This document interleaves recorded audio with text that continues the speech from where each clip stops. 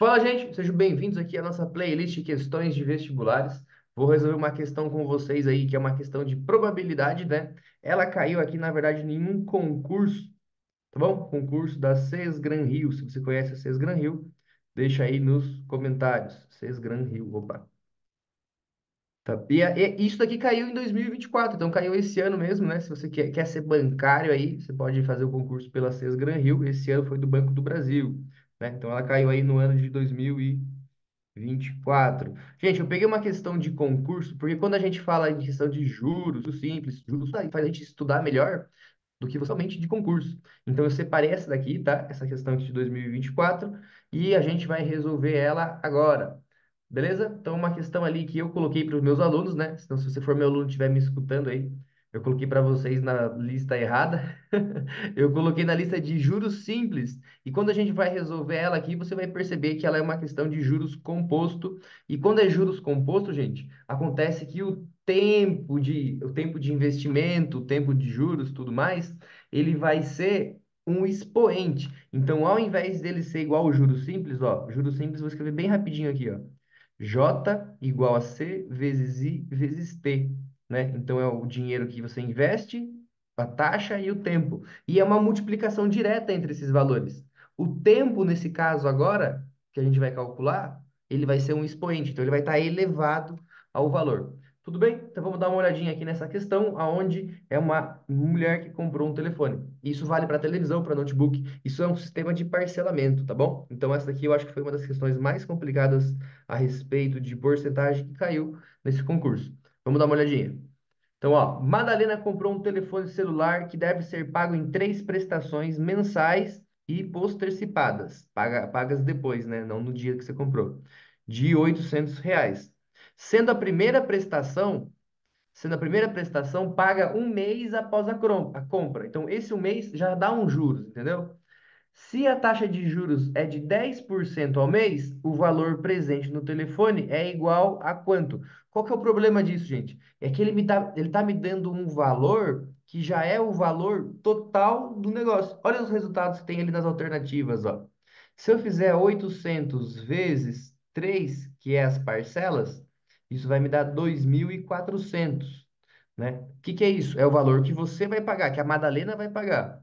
Só que se ele parcelou isso, cada parcela teve um juros bem específico, que é o chamado de juros composto, tá? Então, no primeiro mês, ele deveria pagar um valor, mas ele pagou 800. No segundo mês, ele deveria pagar outro valor, mas ele pagou 800, tá? Então, isso daí que é o juros composto, é uma das aplicações do juros composto. Eu acho bem legal a gente pensar nisso, porque a gente consegue descobrir qual que é o valor do montante total, né? E também a taxa de juros. Vamos dar uma olhadinha aqui então, ó. A gente tem então o valor do montante, né? E diferente do juros simples, ó, vou escrever pequenininho de novo aqui, ó. Quando a gente calcula o CIT, você calcula os juros. Quando a gente calcula os juros composto, eu já prefiro trabalhar com o valor do montante. Parece velocidade média, né? Mas na verdade aqui é o valor total, o valor do montante. Por que eu gosto de trabalhar com ele? Porque ele aparece um parênteses ali, e quando a gente coloca ele, esse parênteses aqui, ó, e resolve a parte de dentro dele, as coisas ficam mais simples de compreender. Porque ele é só o parênteses e uma multiplicação. Uma multiplicação do capital inicial, o valor inicial que fez virar o montante. Beleza. E o que que tem dentro do parênteses ali da nossa fórmula, da nossa relação de juros composto? Tem o número um e a taxa de juros, que é a letra I. E como eu falei já no comecinho da aula aqui, o expoente é o tempo. Então, o expoente ele vai nesse parênteses aqui, tá? Coisas que a gente tem que saber. Primeiro, o CI, ele é o capital inicial, escreve aí, capital inicial. E a taxa de juros. O principal de tudo aqui, gente, claro que é a aplicação do tempo, mas é você não colocar a taxa de juros como porcentagem. Você coloca, então, a taxa de juros não como porcentagem, mas sim como sendo um decimal. 0, blá, blá, blá, alguma coisa. Beleza? Então, isso que é o importante, tá? Que aqui, então, é a minha taxa. E aqui é o tempo de aplicação ou de investimento ou o tempo que você vai ser cobrado os juros. Beleza, vamos resolver, então, esse daqui para vocês perceberem como não é difícil se você pensa igual alguém que está realmente comprando um celular. Então a gente tem essa nossa relaçãozinha ali. O valor do montante é o valor que você paga. Então no primeiro mês, opa, deixa eu pagar aqui embaixo. Então no primeiro mês você vai pagar o valor do montante de 800. No segundo mês, o valor do montante também de 800. No terceiro mês, o valor do montante também de 800. Então, ó, primeiro mês, o valor do montante, 800. Ele vai ser igual, e a gente termina a fórmula. No segundo mês, 800 também. E no terceiro mês, também 800, certo? Só que eles vieram proveniente do mesmo valor, do mesmo resultado? Não, né? No primeiro mês, ele teve um tempo elevado a um. O que que significa isso? Que o t aqui vai ser igual a um, né? E o i? O i vai ser igual para todos eles, tá? Inclusive, eu nem vou colocar o i aqui embaixo, vou colocar o i aqui na frente, ó. O i é 10%. Vou escrever 10%. Ó, presta bem atenção. 10%, né? Por que que eu escrevi como decimal? Para eu somar ele com um aqui, ó. Fica mais fácil de eu resolver as operações depois, tá? Então, c vai ser igual a um mais o meu decimal, 0,10, que é o 10%. Isso daqui é 10% elevado a um. Isso daqui vai ser igual a C igual a 1,10 elevado a um, né? Nem preciso colocar o 1 ali no caso. E o 800 continua aqui, ó. Olha o outro valor agora, o do outro lado. É um C, só que ele é um C diferente, porque ele é um outro valor. Como é que sabe disso, professor? Porque ele deu 800 também. E eu tenho aqui agora, ó, os mesmos 10%, mas eu tenho o meu T igual a quanto aqui no segundo? Vou separar eles aqui, ó. O meu T aqui é igual a 2. Tá? Então aqui vai ser 800, blá, blá, blá. E quando eu chego no t, lá é ao quadrado. C igual a 1,10 ao quadrado, né? Semelhante ao terceiro mês, eu acho que vocês já estão se ligando aí, né? Vai ser o 800 igual a taxa de juros. E aqui o meu t, nesse último caso, vai ser elevado a 3. Tá? Então aí eu vou ter três equações muito semelhantes entre elas, mas o que que elas vão fazer? Elas vão reduzir o valor do 800, porque ele aumentou para 800, então eu deveria pagar menos. Por isso que as alternativas estão valores menores ali, né? Olha as alternativas de novo, para você refletir sobre esse parcelamento.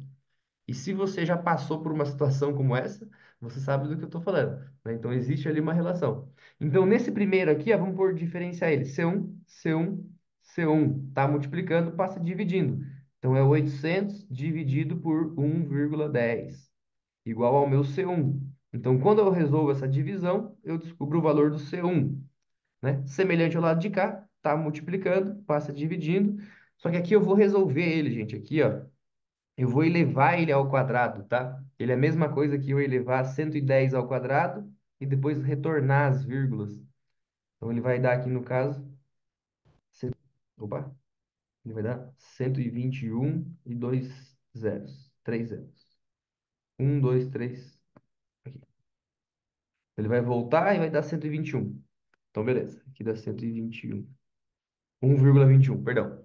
E o outro aqui, aí, aqui dá pra a gente ver uma outra coisa também, ó. A gente consegue entender, ó, elevado ao cubo. Como que o pessoal que trabalha com esse negócio de parcelamento ganha o dinheiro? Tá? Se você elevar esse número ao cubo, eu vou colocar ele embaixo do 800. Ele vai dar 1,331. Olha aqui, ó. No primeiro número tinha uma casa decimal só. No segundo já tinha duas. No terceiro já tinha três. Então são os centavinhos que fazem os valores aumentar, tá? Então aqui a gente vai ter três valores para o capital investido, né? Na verdade, foi o capital que foi cobrado, C1, C2 e C3, só para diferenciar eles. E quando eu resolvo essa divisão, o primeiro vai me dar aproximadamente 127, tá? O segundo vai me dar aproximadamente, vou botar aqui C2, 661. E o terceiro, vou colocar aqui C3, vai me dar 601. Deixa eu conferir esse último aí. Então, vai me dar 800